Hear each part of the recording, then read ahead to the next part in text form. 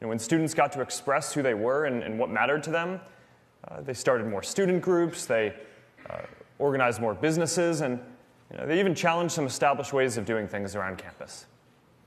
And it taught me the lesson that while a lot of the world often focuses on the big events and institutions, the bigger story is that most progress in our lives actually comes from individuals having more of a voice.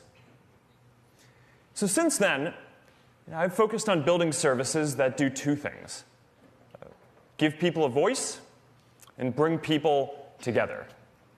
And these two simple ideas of voice and inclusion go hand in hand.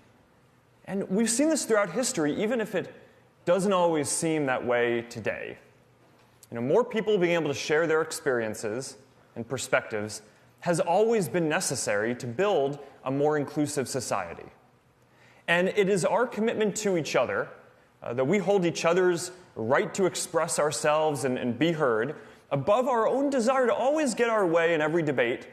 That's how we make progress together.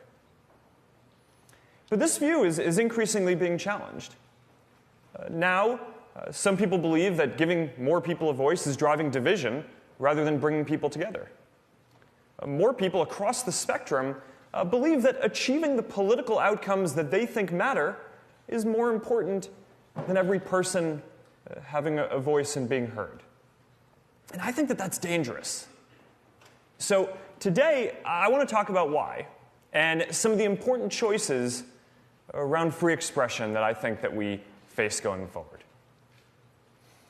Throughout history, we've seen how being able to use your voice, how people being able to use their voice helps people come together. We've seen this in the civil rights movement. Frederick Douglass once called free expression the great moral renovator of our society.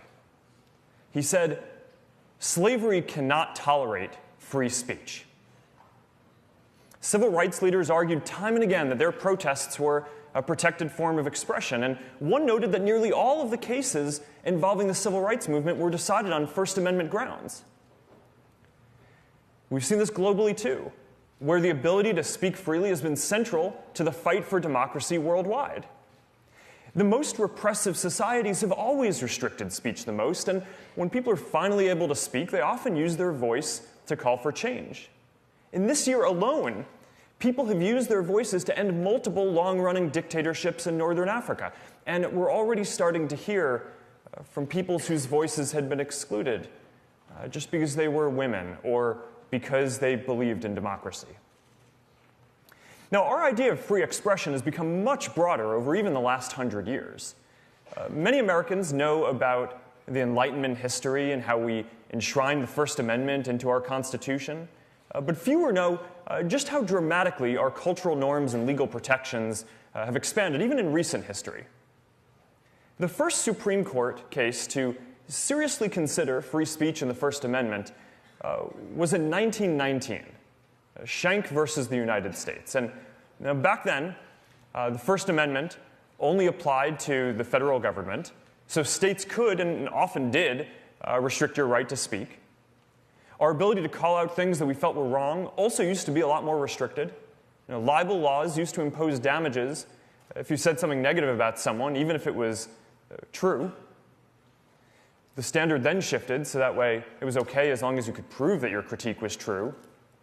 And we didn't get the broad free speech protections that we have now until the 1960s, when the Supreme Court ruled in opinions like New York Times versus Sullivan that you can criticize public figures as long as you're not doing so with actual malice, even if what you're saying is false. So we now have significantly broader power to call out things that we feel are unjust and share our own personal experiences. And we see movements like Black Lives Matter and Me Too spread and go viral on Facebook. The hashtag Black Lives Matter was actually mentioned for the first time on Facebook. And this just wouldn't have been possible in the same way before. Just 100 years back, many of the stories that people are sharing now would have been against the law to even write down. And of course, without the internet, they certainly wouldn't have reached so many people. So with Facebook today, more than 2 billion people now have a greater opportunity to express themselves and to help others. Now, while it's easy to focus on the big social movements, I think it's important to remember that most progress happens in our individual lives. It's the Air Force moms who start a Facebook group so that their children and other service members who can't come home for the holidays have a place to go.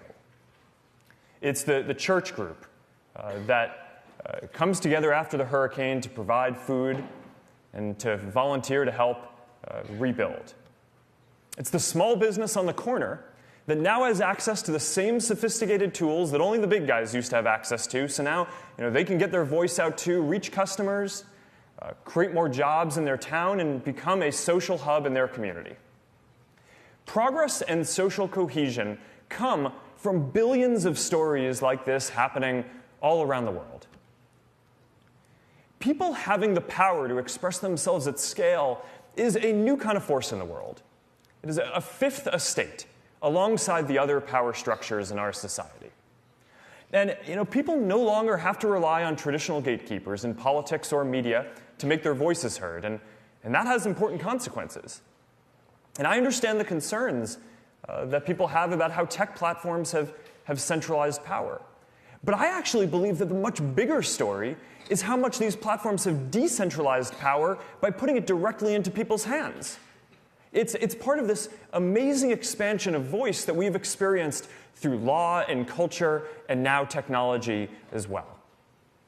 So giving people a voice and broader inclusion go hand in hand. And the trend has certainly been towards us getting much greater voice over time. But there's also an important counter-trend, which is that in times of social tension, our impulse is often to pull back on free expression. Because we want the progress that comes from free expression, but we don't want the tension. We saw this when Martin Luther King Jr. wrote his famous letter from a Birmingham jail where he was unconstitutionally jailed for protesting peacefully.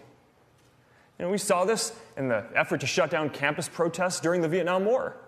We saw this way back when America was deeply polarized about its role in World War I, and the Supreme Court ruled at the time that the